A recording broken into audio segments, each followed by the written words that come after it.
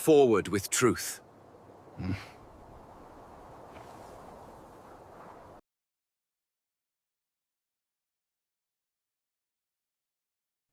Why do so many Christians struggle financially?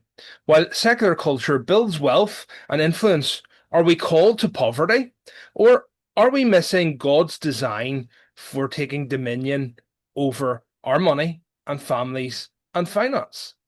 Today I'm joined with Josiah Stowe, co-founder of Dominion Wealth Strategists, the only distinctly reformed financial consulting firm.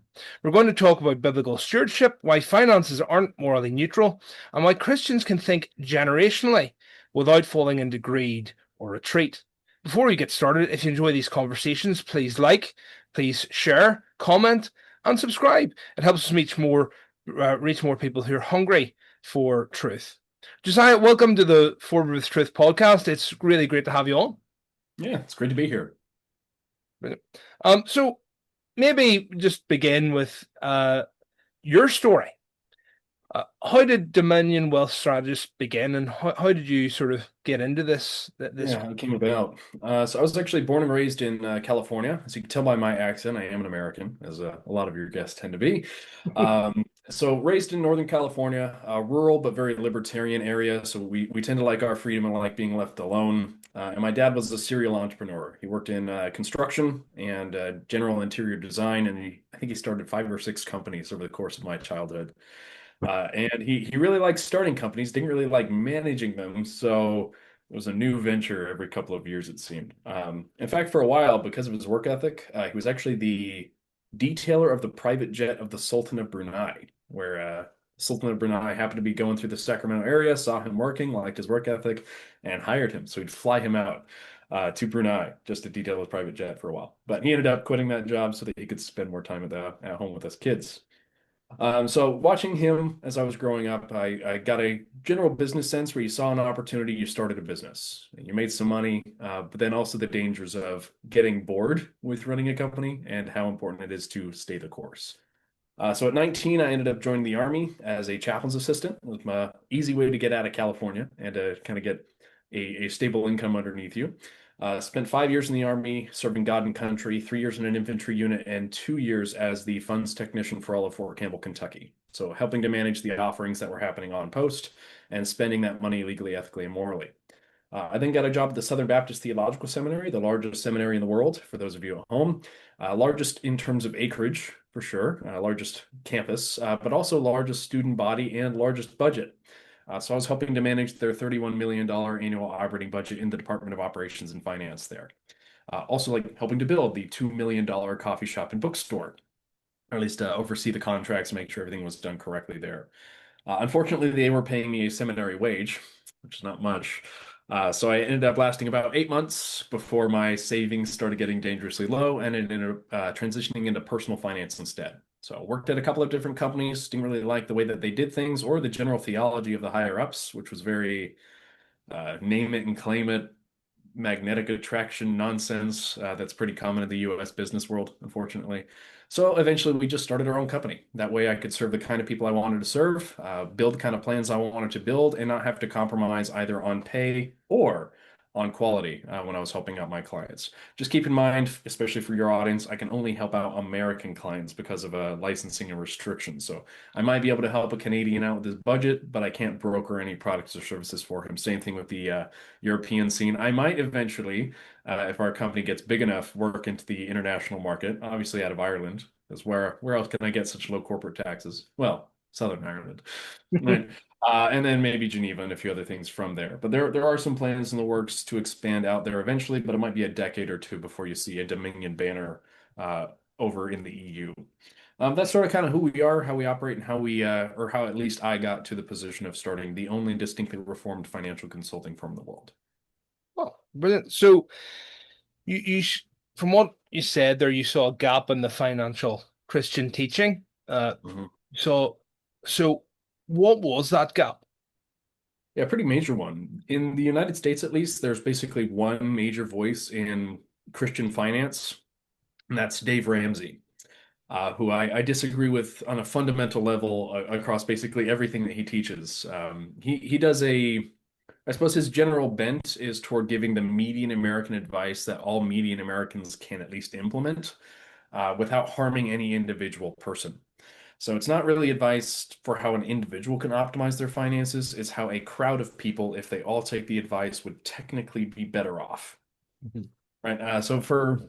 I take a more individualistic approach as opposed to, hey, everyone in this crowd needs to save $1,000 and then pay off all their debts regardless of balance and do it by order of smallest balance up, which is the second dumbest way to pay off your debts, by the way. I want to make sure that we're helping individual families. So I'm meeting one-on-one with people saying, hey, this is what you got to do in your situation, given your goals, your time horizon, your risk tolerance, your given situation. Here's what I would recommend. So because we're so fundamentally different there, there's a lot of pushback in the Christian space in the United States because everyone just assumes that what Dave Ramsey teaches is effectively de facto doctrine. He sprinkles a lot of Bible verses on his content, so they assume it's biblically based. They assume it's exegetical in nature when it's not. So I want to take a properly exegetical approach, not just the general evangelical, happy clappy, charismatic nonsense theology that Dave Ramsey is implicitly supporting. Like he taught at Stephen Furtick's church. I don't want anything to do with Stephen Furtick. I don't want anything to do with anyone who would have something to do with Stephen. So we differ theologically pretty aggressively. And obviously, our take on the Dominion mandate's pretty different too. Dave Ramsey seems to have a theology of risk aversion. Just don't do anything that might incur any risk at all, to include like a low interest debt. We have a theology of dominion. We're supposed to go out and take dominion, which includes calculated risks. He who will go build a tower, will they not first count the cost? You're supposed to count the cost naturally, but you're supposed to also go build the tower. Yeah. Right. And it's just sort of a fundamentally different way of viewing money, I think, than most of the Christian churches used to. There are other people in finance in the Christian space that are at least a little bit more nuanced, like Crown Financial, like Revo Financial, like David Reese to a degree, although his more private placement business stuff. So there are other people that are out there that are doing good work. They just typically are working within a larger system that's sort of fundamentally secular in nature, rather than their own company that's built on reform principles. Okay. So, well, I was going to say what makes Dominion Wealth distinct from mainstream financial firms, but I suppose in many ways you've sort of explained that. Um, Yeah. so, you know, I suppose maybe leaning into that whole arena where we sort of so as a Reformed Baptist who wants transformation of the whole culture, Yeah. from the very from self-government, family government, and beyond to national government and church government. So how do your theological convictions shape the way you serve clients? Yeah, quite a bit. So I would say that the Bible teaches a general concentric stewardship. So you need to take care of yourself first and foremost. Obviously, there's a call for a man to be sacrificial to a degree, but if a man is starving himself to death, he's going to give some short-term benefit to his family. They get a little bit of extra food, but he's also killing the very thing that's providing for the family. So we have to make sure that we're taking care of ourselves so that we're putting ourselves in a good position. So take care of your health. Take care of your personal wealth. Then we move outward to the family. He who does not provide for his relatives is worse than an unbeliever, or so Scripture tells us. So we want to make sure that you are not being an effective infidel by leaving off the responsibilities of your own household. Outward from there, your business. If you're a business owner, you have to take care of your employees. I think they logically come prior to something like the church or your local community. They're your people that rely on you to provide a place of income. So you need to make sure that you're taking care of those people. Then your church, right? Larger community out there. Let's take care of the people who are closest to us ontologically speaking. So fellow believers. And then the community, then the county, then the state, then the nation. Then maybe if we have a lot of extra abundance, we can start sending people overseas. But it really needs to take a more concentric approach. So I see a lot of people massively overextended, where they're giving away loads of money because that's the American piety, is to just get rid of all the extra money that you have, and not being able to take care of basic stuff at home, or they're tithing based on gross income, which they don't see 60% of sometimes. And so the actual money that they have to work with already, far too great of it, or far too great of a ratio of it is being given to church, to missions, to other para church ministries. So that's a big piece of the puzzle, is just having a conversation are we truly living according to our convictions, or are you just kind of going with the flow of what you've kind of been taught growing up or what you've seen other people do? Most people don't take a particularly exegetical approach to the way they manage their finances. They just kind of do whatever and then sprinkle some Bible verses on top of it every once in a while. Or they treat the tithe as the only biblical part of their finances and everything else is just kind of secularized.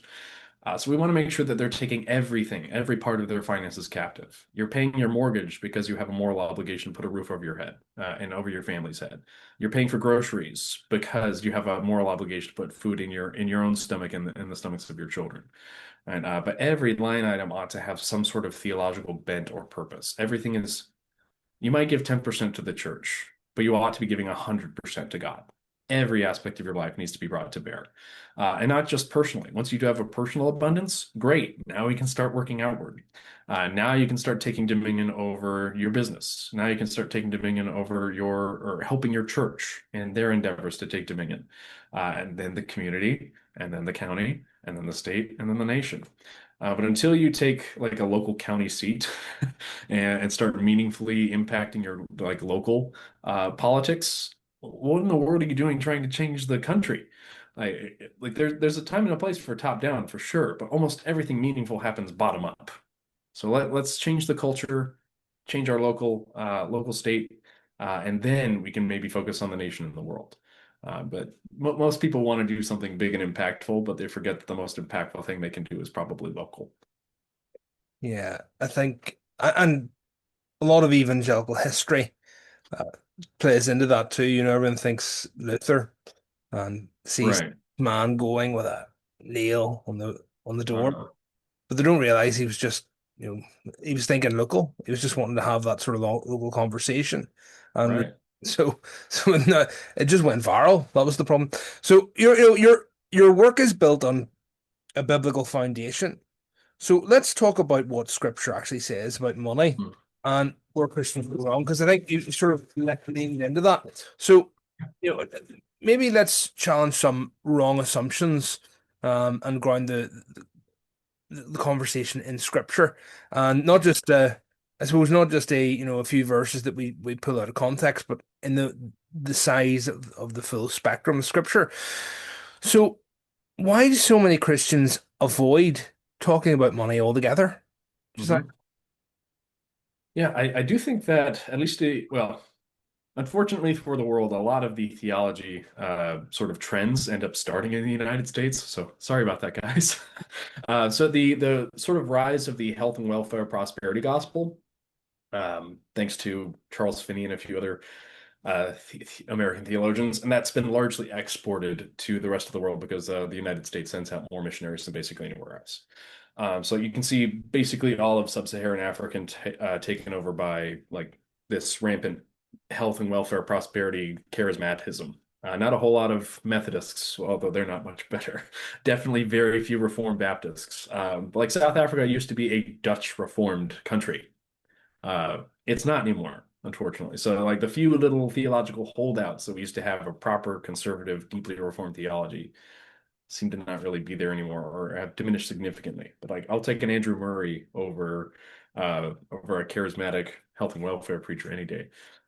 So the with that being the general bent of the exported theology and the sort of trend that has been fairly prevalent over the last couple of decades, we see this massive overcorrection by the Reformed Church. And I do think it's reactive in nature, where, oh, they're seeing that the Bible is all about the now. Therefore, the Bible actually means it's all about the future. So we end up in this sort of Gnostic asceticism ditch instead of the materialism ditch, focusing on the spiritual realities specifically as opposed to the physical realities. But the Bible doesn't present wealth in that manner. If you want a deeper dive, Gary North actually has a 31 volume economic commentary on Scripture. So he says more about money or expounds more on what the Bible has to say about money than I ever could in an hour. And so if you do want to do a deep dive there, Gary North, I think Sovereignty and Dominion is the first one on economic commentary on Genesis. Right, but we actually see gold in the land of Havilah in Genesis 2. We see gold and precious stones. Hmm. So apparently, a medium of exchange is going to be important when there's only two people on the face of the planet. Yeah, the gold of that land is good. We see at least like the making of tools and the making of instruments in Genesis as well, pre-flood, the antediluvian phase. And we actually see wealth described actually with Abraham. So it does take a little while. We go from Adam and Eve all the way out to Abraham before we get a meaningful description of wealth. But Abraham is a man who was wealthy in livestock and silver and gold. All right, Lot, another man, wealthy in livestock and silver and gold. Isaac, livestock, silver, gold, and a few other things. I think male and female servants is described, male and female donkeys. And Jacob, again, a mighty man of valor, Ishki in Hebrew. Like these men had a lot of money. These were the patriarchs of the faith. And they were wealthy men, like truly wealthy men. Abraham walked into Pharaoh's court, like was just assumed that he could just show up and have that sort of level of influence because he was a man who had so much wealth. He got into positions of power pretty darn quickly. He was able to raise an army to help rescue his nephew Lot. So like these were men of power and influence, not just misers who were roaming the earth in poverty. The Bible doesn't paint a picture of that being a good and glorious thing to do, but something that wealth is, let's say, wealth itself is morally neutral. But when men need to get stuff done, typically wealth is the one of the means that God uses, one of the means of dominion. We get other wealthy figures, like obviously all of the kings of Israel were wealthy men, naturally, but Solomon the most so. He built one of the most expensive buildings in the world, which was the temple, like solid gold walls, kind of expensive, all for the glory of God. We see Nehemiah as he comes back to rebuild Jerusalem. He's actually a wealthy man as well. Uses money out of his own pocket to fund a lot of the rebuilding of Jerusalem. And he calls together the nobles in the area. Hey, stop taxing our own people. We're not supposed to do that. Stop extracting interest from our own people. Right? Follow the law, and let's bring up the entire nation together. So he calls on those people who had land, who had property, who had power. And then we get to Christ, which I think is where most people tend to focus, as if the rest of the Old Testament doesn't matter. But Jesus said that it's easier for a rich man to pass through the eye of a needle, or a camel to pass through the eye of a needle, than for a rich man to enter heaven. So obviously, there's no rich people in heaven. Abraham, Isaac, Jacob, David, Solomon, Nehemiah, right? We could just ignore them because Jesus said it's hard for rich men to enter heaven when they're as if that wasn't a parable. Or the rich man, give everything you have to the poor and follow me, right? And he went away sad because he wasn't prepared to do that. Where it does seem that Jesus wants to call us away from materialism, and he's using some strong language to do so, but it's not a call to asceticism or Gnosticism either. Where, yeah, please be poor because that's what it means to be pious. He doesn't iterate that at all. You do see a lot of strong language against the rich rulers of the day who were actively, let's say, taking advantage of the poor. It's like, don't do that. But then later in the New Testament, we see Paul telling the rich not to be poor, but to also be rich in good works, ready and able to give. Or we even see rich figures in the New Testament, like Mary of Magdalene, who ran a fishery, basically bankrolled Jesus's entire ministry in the Galilee area. We see Lydia, a seller of purple fabrics, which was a huge deal back in ancient Near Eastern times, who was, again, an incredible figure who apparently bankrolled a lot of Paul's ministry. So we do see these wealthy figures, and then in Revelation, when Christ comes back, whether that's a future or a past, it's described in wealthy language, like streets made of gold, the foundations of Jerusalem being of 12 precious stones, the gates being cast from a single pearl. Robes of the brightest white. So like all of these descriptions of wealth, crowns of gold, are being described, are being used to describe either present spiritual realities or potentially a future reality, depending on your eschatological position. So there's this sort of type anti-type motif all throughout Scripture of wealth being something that is used for the glory of God, that can be abused for a time, but it eventually ends up in Christian hands. The wealth of the wicked is stored up for the righteous. That would seem to imply that we're supposed to get it at some point. And not just in some future hypothetical reality, but I think in this present reality and in this present day. Mhm. So you've said that finances are not morally neutral. Right. What do you mean by that?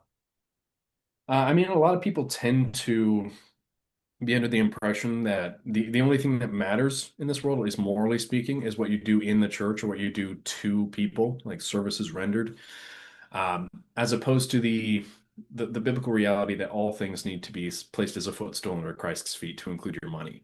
But decisions that you make financially aren't morally neutral at all. It's not like you can say, "Well, I'm going to go work at this company and make my bread," as opposed to this company, and there not be a moral implication in, let's say, working for Planned Parenthood in the United States, as if that's morally neutral. You're actively engaging in evil. You're making your money, yeah, and it is a job, but it's not a morally neutral job. Or you doing anything that's, let's say, exploitative or extractive in nature. If you're working for De Beers, helping them manage slave labor, mining blood diamonds in sub-Saharan Africa, that's not a good thing. Yes, you might be making a lot of money, but that money is not morally neutral. The way that you earn matters. The companies that you go through to earn matters. The way that you deploy your capital matters. And so there's basically no decision that you can make with your dollar, either where to spend it or how to save it, that doesn't have some sort of moral implication. It's not a neutral arena that we just get to play in and decide, and with no moral implications. But it's something that is a truly moral issue, either how you earn, how much you earn, how you save, and where you spend it, and where you actively deploy it. What are you putting your money toward? Is it good? Is it true? Is it beautiful? Is it supporting the imminentization of the eschaton, or are you actively working to delay Christ's return? All of it matters. If you have a specific example or something we could walk through, I think that'd be easier for the audience. Yeah, I'm not terribly familiar with European economics, so um, but yeah, it's not a morally neutral venture, right? If you're putting your money at the bank in Geneva, Switzerland, and letting the Swiss take care of it, that's not morally neutral. You know what the Swiss are doing, right? So we just want to be careful with where we're putting our dollars, and if where we're putting our dollars or euros is actively lining up with our expressed moral mission for the church. Yeah, it's funny what you say there. Well, some people may not know what the Swiss are doing. That's the only thing. Yeah, And or maybe that's or the Holland. problem. Yeah, or if you're putting your money with the with Holland, those lawless, uh, yeah, just lawless individuals. There are no laws in Holland, as far as I can tell. They're doing really awful things all the time. But tulips, and it's so pretty out there. So you just want to make sure that your money is doing good, true, and beautiful things, and not supporting reprobates. And to pretend as if it's just something that you can, it's okay. Whatever my money does, it does. And as long as I go to church and I'm caring for my neighbor, everything else is fine. It is a meaningful moral arena for you to operate in. See, I think it was funny. I think the left got it a bit quicker than the Christians in many ways. I mean, the left were very much on for not divesting in Mm-hmm. causes that they believe to be wrong. And some of those causes probably we may actually agree with, because of their perverse incentives, I suppose. But what's interesting is we look at, say, the likes of BlackRock, which is clearly not there to give dominion to a Christian country, or works in Christian interests. And Mm-hmm. I think there was something there that I saw from Canon Press the other day, and they had said that Christians actually have more wealth than BlackRock. We do. Yeah, so maybe give that maybe as an example, because you would maybe know a wee bit more about that than I would. Yeah. Again, this sort of apathy that has taken over the American church, as if the financial world is just morally unimpressive or morally unimportant, basically allows Americans to just live as ye old average American, with no meaningful distinction between the way that a Christian manages their wealth and a atheist manages their wealth. Except maybe the Christian has a couple of Bible verses sprinkled on there, but they're okay touching BlackRock, Vanguard, State Street, meaningfully supporting these companies that are buying up single family homes, driving up prices, and treating the place where a family is supposed to be raised as a investment commodity. Like I can't comment on that due to licensing. But I don't think it's morally good that your money would be going towards something like that. And if Christians wanted to, yeah, with the amount of wealth that we have, we could hostily take over companies, fire boards of directors, and meaningfully institute people who would do good, true, and beautiful things. There's just, again, this sort of apathy or this defeatism, retreatism, like the dispensationalist ethic that we lose down here. They don't think that is a meaningful endeavor because if the end is already decided and we lose, why try? I think is the large sort of push toward this apathetic Christianity in the United States. Whereas if we win down here, we should try. Or at least there's an extra incentive to do so because folks like John MacArthur were incredibly faithful. They did wonderful things. It was more or less inconsistent with their eschatology, but at least they did the right thing despite their eschatology. Postmillennialists, on the other hand, do the right thing in furthering their eschatology. So it's a little bit more aligned. Not to say that that means postmillennialism is correct, but at least it does incentivize the right actions a little bit more directly. Right. So again, I'm a little, my hands are a little bit bound on how I can talk to this specific piece. But Christians could entirely hypothetically, if they were to deploy their capital, make some meaningful changes. It's just a matter of coordination and drive. And right now, I don't think there's either, at least not in any sweeping strokes in the United States. It's very disconnected. It's very atomized, individualistic. There's no real sense of community toward this particular arena, at least in the American Christian church.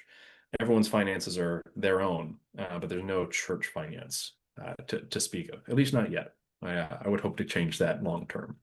Yeah, well, that's quite an interesting. I know we're not going to go into investments and things like that, but Right. it is important to, as an illustration, at least to show Mhm. how money is not morally neutral and how it can be used for the good of Christians and the gospel. So you've said so. Well, so you hinted at this, but could you give some examples of seemingly godly advice that actually kills wealth and keeps Christians stuck? Yeah, quite a lot. So again, this idea that piety equals poverty, I'd say it all can be basically traced back to that you are a wandering pilgrim or a wayfaring stranger in this land, and we're not supposed to build our kingdom here, and store up your treasures in heaven. So a lot of this advice that basically says that I know you have ambitions and that you're kind of career focused, but that's evil. That's wrong. We're not supposed to be wealthy. You're supposed to maximize the time that you give to the church and give to your family to the detriment of your career. What some people call a corner office Christianity. So you're supposed to get up to like mid-level management, have a nice corner office, but no further because that's ungodly earthly ambition. All right. So get comfy. Or as David Bahnsen puts it in full time, essentially everyone who makes more money than you is evil and wrong, and everyone who makes less money than you isn't meaningfully promoting the welfare of the church. But you, in your corner office, you're just the right balance of wealthy that you're comfortable, you can take your extra vacation a year, you have a nicer, newer car, but nothing more than that. Right. That general bent in the at least the United States culture, if not directly in our teaching, or the book Halftime, which Full Time was written in response to, basically teaches like your job is a means to an end. You're going to spend the first 50 years of your life preparing and making money so that you can retire, 50, 55, and then do the really truly important work of your life, which is leading a Bible study at your local church. Everything else was preparation for or in service to the actual work, which is going to be exclusively ministry, exclusively we might call charity. Forgetting that, like owning a Christian business and serving the public with good, true, and beautiful goods and services is a meaningful way to promote the common flourishing of mankind and is, in fact, a true service. Just because you're making money doing it doesn't make it any morally lesser. So there are plenty of teachings, especially at least in the reform circles that I've seen, that basically aim to cut a man's legs out from under him, stop being so ambitious, stop trying to make so much money. It's not a moral good to try to take dominion over the marketplace or over your local area economically, because that's the realm of the devil. Money is bad. right? Or especially the US dollar. That's fiat currency. It's nonsense. You need to put your money toward this, if I can call it a static, non-productive asset. I'm not telling you guys you should. They're at home. There are people, here we go, hypothetical. There are people out there who are calling you to put all of your money into something like gold or something like Bitcoin, which don't meaningfully produce anything. So put your money in the static thing that is not promoting the good, the true, or the beautiful. Because if other financial things collapse, now all of a sudden you're holding the bag. You've got all the actual value. So it's a way to sort of steal money. You're not actually producing anything of value. You're just waiting for it to come to you. I don't think that's a particularly moral way to go about uh, moving money into the hands of the church either. Might be effective mathematically, but I do think more morally dubious, we might say. So, sort of that retreatist nonsense where, hey, the current financial systems aren't an arena to be won in or an arena to take dominion over, but something to be actively eschewed, actively avoided in favor of these alternative systems, of these alternative things. Again, we don't take dominion by withdrawal and retreat. We take dominion by actively engaging. Justin Martyr wore his philosopher's robes and went out into the marketplace and engaged with the culture.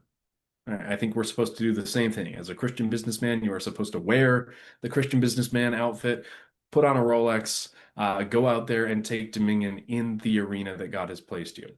We can't choose the ocean that we swim in, but at least we can choose to swim well and meaningfully steward our faith while we steward our finances. Yeah, I think now to be fair, there would be some people who do the Bitcoin thing would be saying, "Oh no, we're doing our best to try and we're trying our best." So, but no, but what you say is true. I think, and I think it in terms of that passivity, Mhm. um, what is at stake for the church if believers continue to think passively about wealth and money. Yeah, a great deal. I'd say we're basically losing ground. I don't think there's anyone in the European church that would say that we're better off now than we were 100 years ago as a church. And so, what's the main change? Someone point to the post-war consensus or some sort of emasculization of the church, saying, no, you're not allowed to have strong convictions. We're supposed to be tolerant, and therefore we just let all of these non-Christians flood into the countries and everywhere except Poland. Poland's doing pretty okay, but they are also Catholic, so um, maybe not so great in that regard. But at least they've got the Christendom culture pretty down pat, and they're not losing ground there. Or the Eastern Orthodox communities who know who they are, who have that strong cultural drive, and are not letting compromise kind of sneak in. If the Protestant church could have held its own, maybe Europe would be in a little bit better of a position. But because we're losing ground, we have massive churches, beautiful buildings that are basically being turned into museums. Right now, I think there's a blue-haired female pastor churching or teaching in Calvin's chapel. Right? It's gone liberal aggressively, really quickly. And I think that's largely due to our lack of political influence and lack of monetary influence. Money is just the economic authority to allocate resources, but it can also be used for political maneuvering. So if you have a lot of money, it's no surprise when you end up making the changes you want to see in the world. The liberals have all the money. They're making the changes they want to see in the world. And I think there's this basic I'm going to call it pejoratively a death cult, like a World Economic Forum, who basically wants you to own nothing, eat bugs, be happy, and not reproduce so that there's less humans on the planet because they think that's a moral good, that there are less people. So because they have all the money, they have all the power, they're making the changes they want to see in the world happen. If the church did, which wouldn't actually take that long, by the way, the Mormon church has something like a $265 billion net worth. They started in the desert. They didn't even have food or like a place to grow food. And they have a $265 billion investment portfolio just by being industrious. There's a reason that their symbol is a beehive of a Deseret, because they were all working together toward a common goal. They had that sense of community. They had that sense of urgency. They had that sense of, well, let's build something meaningful and something good and something true toward the wrong end, mind you. But if the Christian church just did that, they stole our playbook, by the way. That's the Christian playbook. They just meaningfully applied it in their own sphere and stayed insular enough for a long enough time to see it happen. So we're not supposed to dissolve into the culture, but we're also not supposed to insulate ourselves from it. We're supposed to take dominion over it. So meaningful, active engagement regularly. And over 5 or 6 generations, if we just took that playbook, took the Bible's view on money seriously, focused on compound growth and compound interest, with how much money we already have, we should have billions, hundreds of billions of dollars in the church's coffers, ready to take dominion, ready to make the changes we want to happen in the world happen, ready to bankroll and lobby and run for office and make all the changes that we would really want to see politically, culturally, and obviously economically happen. It's just going to be a matter of meaningful application. A little less infighting would be nice too in the Reformed community, because we're constantly fighting about how to do things and then nothing ever happens. They want to do it perfectly, and I'd rather just do it. I like the way I do it better than the way they just talk about it. So we want to make sure things actually happen, and to stop, condemning everyone who's doing it slightly differently than you are, or the way that you would want it to be done. And I think if we get our heads together and just start accomplishing things, it shouldn't be that long before we're changing the world. Forget exactly who this quote is from, but essentially, today, do what is necessary. Tomorrow, do what is possible. And in a few weeks' time, you'll see yourself doing the impossible. It was an old church father, so I want to say it starts with a P. I couldn't tell you off the top of my head. So we just need to start getting stuff done. And maybe that's my American ambition talking through. It might not connect as well with the European audience, but I think you guys are tired. You're tired of getting walked on. There's some riots going on right now in Ireland because we're tired of being the butt end of the joke. We're the ones with the tools of dominion. We're the ones with the right view of reality. It's the left that needs to listen to us. And I think we're getting tired of them with the situation being the wrong way around. Yeah, I think there's a lot of stuff there that needs to be thought Unpack. about and unpacked. So I mean, you could probably do two, three podcasts, but I think one thing that you did say, Mm. that I think there was, it's the idea that in six, we're thinking not just in terms of our own generation, but generationally. So why is multi-generational planning essential for Christians today? Yeah. Speaking colloquially, of course, because I don't do financial planning. At least that's one of the protected terms. So, as far as planning in general, multi-generational, yeah, if you think the world is ending every 7 years, that's really hard to do. If you're a dispensationalist, not a historic premillennialist, but a dispensational premillennialist that constantly looks at like red heifers being born in the state of Israel, and the end of the world is coming, and Antichrist is going to rise up. If you don't think the world is going to last very long, you tend to think really short term. If I told you to take a bunch of blocks and build the tallest tower you could in 5 seconds, you're not going to spend basically any time building the base. You're just going to start stacking. That's not going to be a particularly stable tower. If I give you 50 years, the same blocks to build that tower, you're going to build a really wide base. It's going to take you a really long time before you ever put the second stack on and the third stack on. But there's a reason the pyramids have stuck around for millennia. It's because they're built well with the future in mind. So if we're building that way, we're building structures that aren't just flimsy and will topple over in 5 seconds, but we're building solid, stable, long-term planning. Then it shouldn't be any surprise when our great-great grandkids inherit something meaningful. A righteous man leaves an inheritance for his grandchildren, not just his kids, his grandchildren. So the Bible calls us to think multi-generationally. We're supposed to think like Abraham, like an entire nation is going to come out of us. So let's plan accordingly.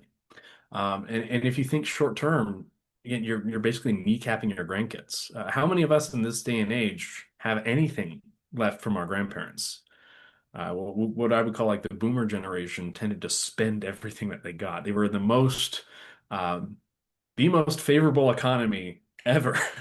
And they took full advantage of that, and then they're still holding on to most of the wealth that they were able to accrue during that time. They're not really passing it on. They're not passing the torch. That's a that's a point of contention for a lot of Americans right now, where folks my age have no money at all, no prospects at all. Meanwhile, we've got 65-year-olds taking their fifth vacation for the year. Like, well, pass it on, please.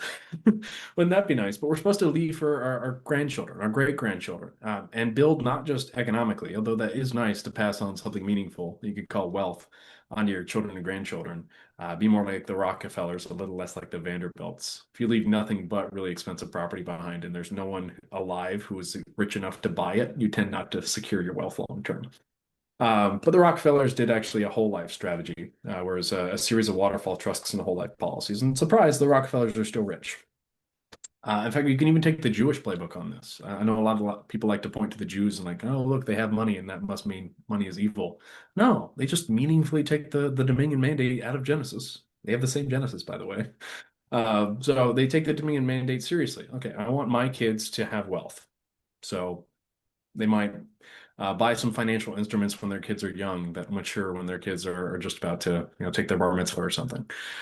So they just meaningfully apply the same Dominion mandate that we're supposed to apply across the world into the financial sector. And it's no surprise when they're doing it well. It's God's rule book, God's playbook, God's rules, God's universe. You tend to do pretty well. They're using it toward improper ends, mind you. We've got the proper teleology in mind. So I think we should be able to do even better as long as we just meaningfully apply it. So, what are the kingdom consequences if Christians fail to think Mm. generationally? And what are the kingdom opportunities Mm. if Christians think generationally? Yeah. We're seeing it right now. I have a lot of Mormons, or not Mormons. I have a lot of Mormon friends, mind you. So we talk on this stuff a lot. Missionaries. So we have a lot of missionaries as clients. Thanks to ABWE, we got on their podcast a little while back. A bunch of missionaries came to talk with us, and most of them are horrifyingly underpaid. Like their sending church, their sending organization can barely fund a subsistence kind of lifestyle. So almost all the missionaries we talked to are talking about, well, what else can I do? I've got to start another job here. Like I'm in Saudi Arabia, I'm in Iraq, I'm in Syria, I'm in China, and I've got to find some way to make some more money because the sending organization that I'm working with isn't paying me enough to get by. Like they can't take Dominion. They can't afford large families. So they're supposed to have kids. They're supposed to take Dominion. They're supposed to expand the kingdom, and they're barely subsisting and requiring like a second job. They got to find something they can do remotely online. They've got to start a school for English as a second language courses in Japan just in order to make ends meet. That's downstream from failing to take Dominion in the financial sphere. We don't have the money to fund the people who ought to have the most funding. We're barely scraping by in some regards, because there are also, I know some missionaries are doing exceedingly and maybe overly well, depending on the sending organization. Where there's one story or one, I'm not going to say his name. There's a gentleman who is in Italy right now, and he's the highest earning person in the entire city. He's living in the penthouse suite of the nicest apartment complex in the city in Italy, and he's the missionary.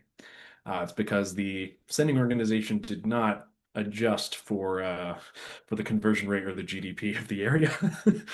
So they're sending him out with the regular amount of money. It just goes a lot farther in that particular area. So he's living exceedingly well, and just it's a failure to actively manage funds. Where the amount of money that they do have, the sending organization is substantial, but they're not allocating it accordingly. You're not living as the median individual in the area that they're sending. You're either way too poor, way too rich, and very rarely do they seem to get that ratio right.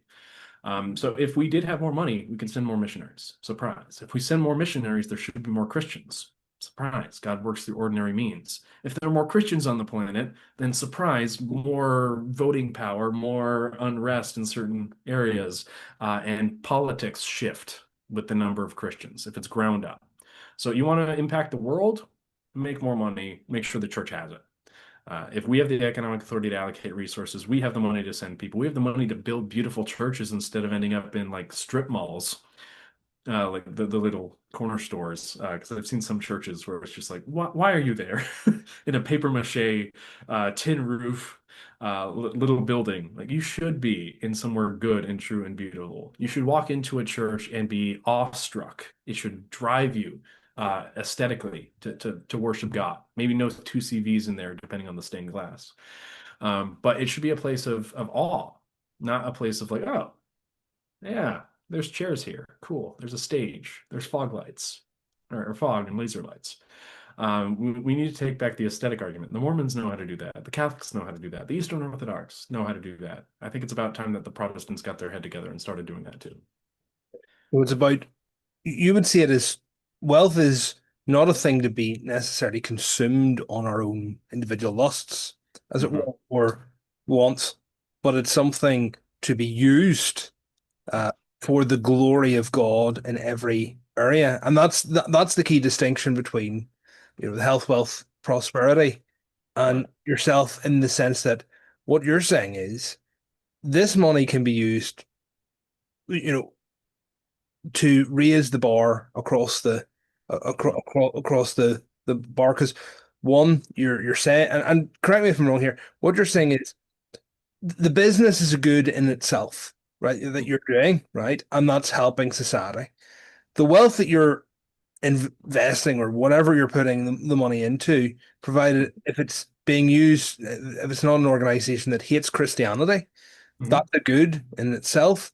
And then the money that you gain, you can put in to mission, pastors, all that stuff, which is also a good. So you're Right. saying it is as a threefold approach. Is that correct? Yeah, essentially. And as you may be aware, if you've ever been to the Bay of Belfast, a rising tide raises all ships. Right. So if there's more wealth to go around, there's currently way more people and a little less wealth because of our general lack of productivity across the world. But if we produce more wealth, if we have more arable land, if we have more food, we have more luxuries than we've ever had in human history. Right? Go back 150 years and explain the concept of air conditioning to someone. At least in the USA, we have air conditioning. Fun fact, more Europeans die from heat stroke due to a lack of air conditioning than Americans die from gun violence. So you guys need some AC. Right? But we have these luxuries, these incredible luxuries. I have a box in my house that keeps my food cold, and it doesn't require me to stuff ice in it. Right? It's just a refrigerator. So we have tons of luxuries. We have what I would call like 1,000 secret servants on our phone. We can do more than we've ever been able to do before, which is phenomenal. We just need to get with the program about aiming that wealth toward good, true, and beautiful ends, and then meaningfully like taking care of the basic bare necessities. When a country gets more wealthy, typically the necessities scale with it. So if you have a company or a country with a huge amount of luxuries, food also gets really expensive. Unfortunately, it doesn't get less expensive per capita; it stays about the same. So that's why food, like a dollar, will go way farther in Indonesia than it goes to the United States with regards to food. Right? It just scales accordingly. But again, bit of a tangent. But yeah, threefold general approach. Do something good, true, and beautiful. Create wealth because it's not a zero-sum game. You don't become wealthy by making someone else poor. You can become wealthy by turning a plot of land into a whole bunch of potatoes or a whole bunch of wheat or a whole bunch of sheep. And surprise compound interest is actually embedded in creation through agriculture. You throw a bunch of wheat kernels on the ground, you till the land, you weed it, you water it, you get 10 times more wheat at the end of the year. So if you're 10xing your subsistence every single year, you can eat off that land and still continue to plant more and more fields. Same thing with sheep. If you let sheep do what sheep do, you end up with twice as many sheep at the end of the year, right? Sometimes more. So as long as you're taking care of your herds, you're taking care of your flocks, you should have an exponential growth pattern in the amount of sheep that you have, the amount of wheat that you have, the amount of fields that you have. There are other things that are more extractive. If you get gold out of the ground, you don't suddenly have the ability to get more gold. Not typically. So there are some things that don't compound. But as long as you're doing something good, true, meaningful, beautiful, and productive, you should have more wealth to actively deploy. And if you are creating wealth, you're raising everyone else's standard of living too. If everyone has more wheat's cheaper, everyone gets to eat more. If you have more luxuries, great. Everyone gets to live a little bit more comfortably. So it's a moral good to create wealth as long as it's directed toward good and godly ends. And I don't think comfort necessarily is the highest end, but it is a very nice benefit that ends up happening when there's so much wealth to go around. It just needs to be in Christian hands, right, so that we can actively manage it to the glory of God. And then from there, improve the entire state of the world. Ideally, in 150 years' time, we should have Muslims and Jehovah's Witnesses and communists looking to the Christian church and saying, "Wow, I want to be like them. They seem to have something good going on. They seem to have the right way of things, and there should be fewer barriers to entry for the gospel by saying, well, if I'm Christian, I guess I also have to be poor." Mm. There's less incentive to move in at least into a Christian culture if that's the general bent. So I want to remove those barriers to entry. Not to say, I mean, I'm a Calvinist, so whosoever will may come. The elect are out there; they will come regardless. But I don't think we should be placing barriers in the path. We should make it an easy yes to come become a Christian and join the society that is good, that is true, that is beautiful, that is wealthy, that is good, doing good, true, and beautiful things that you can participate in. So why do you think? Well, maybe at this point I should say as well that if we go into any specifics, you're obviously not giving Oh no. big advice. We're just talking theological principles at this stage. Right. But if people from America have any Hmm. specific advice, get in touch with your company. Oh That yeah. and you'll save them money and they'll help the company as well. So that's how it works. Um, so for the average Christian family, right, Hmm. what's the first practical step theologically towards financial health? Yeah. It's going to depend family to family as far as the absolute very first step. But typically, conceptually, it's spend less money.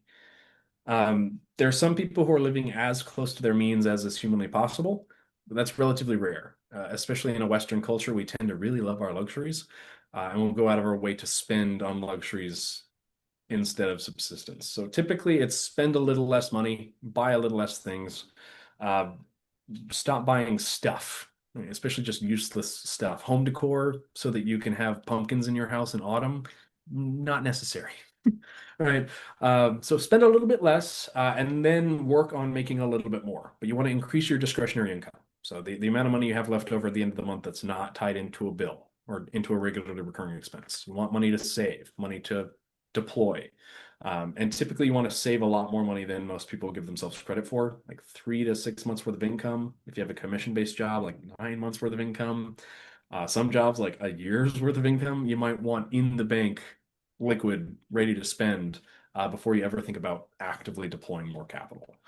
Um, yeah, typically increase discretionary income, bulk up your savings, pay down your debts. Anything over, that's going to depend for a European audience, but typically like 6%. If you can make more than 6% through something else, paying off a debt that's less than 6% in a hurry doesn't typically make a lot of mathematical sense.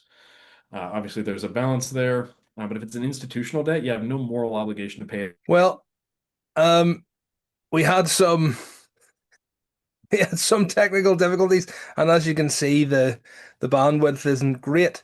So just we can blame electricity there for that. But Josiah, I suppose really just rounding things off from where we were. Can you tell us a bit about what Dominion Wealth? So maybe just well, I think it's the Lord saying, "I've spoken enough," and and the Lord saying, "Right, we've got all the main things done." So before we wrap up, what do you think is the most important thing for people to realize in finance? Yeah. Most important thing is that you can make more money. Like that's always an option. Where obviously it's not morally neutral. I think there's some foundational things that the church needs to get on board with about the moral good of having more money to deploy. That for the average family, like more money is always an option. It could take time. It'll take sacrifice, but if you're barely making ends meet and you have an extra 2 hours a day that you would normally be just you're spending in leisure or spending having some fun or spending with your family, you can use those 2 hours a day to go get some certifications, go get some expertise, go get some experience, start a part-time job, start a side gig, take some college courses and get a degree. That you can increase your earning potential so that long term, maybe a year's worth of sacrificing 2 hours a day, you won't have to live the quality of life that you've been used to for the past 30 years. It that is always an option. You can always increase your income. But most people tend to make the amount of money that they want or that they're comfortable with. They will sink to the level of their expectations. It's those with unbridled ambition and usually a little bit of a FOMO, fear of missing out. They tend to make as much money as they want, and you can too. It's okay to be wealthy. It's okay to make more money, but it does take an active approach. You won't fall into a pile of cash. You won't fall into a good job. You will have to actively pursue it, but it is a moral good to do so most of the time. I'd say there are very few times where maintaining a lower earning potential is actually the moral and right thing to do.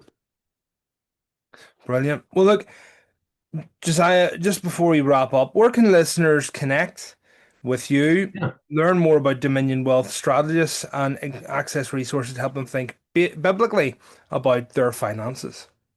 Yep. Just keeping in mind that with most of your audience being European, we can't offer our services to you, at least not directly, not yet. So if you're an American, feel free to check us out at www.reformed.money. That's our website redirect. So we tried to put it on the nose there. We're a reformed company that handles your money. It'll redirect to dominionwealthstrategist.com.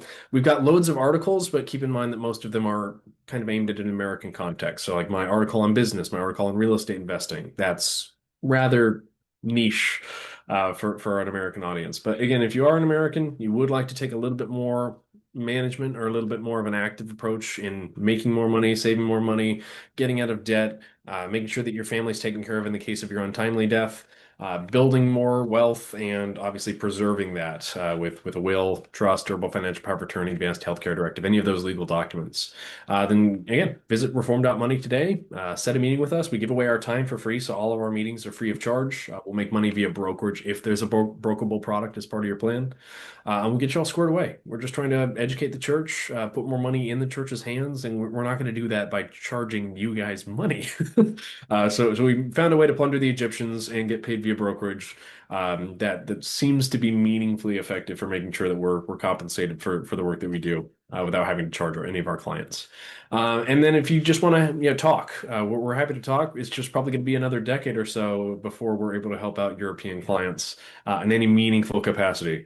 I would have to get a bunch of licenses that are EU specific, and I'm not really sure that's an area I want to go down, at least not at this time. Or just purchasing a financial services company in Europe and being able to rebrand them and get you guys squared away in that regard. Might be an option down the road, but we'll see. But again, if you want to read some articles, www.reform.money, and we'll get you squared away there. And then we're always free to chat. Just keep in mind, we can't necessarily help you if you're not a permanent resident or United States citizen. Well, I think there's going to be a few refugees from the UK and Europe heading to America, so you never know. You never know. Yep. So, Josiah, thank you for joining us. This has been an incredibly helpful conversation. Friends, if today's episode challenged or encouraged you, please like, share, and subscribe, and we can reach more people with these conversations. Until next time, keep advancing Christ's kingdom in every domain and moving forward with truth.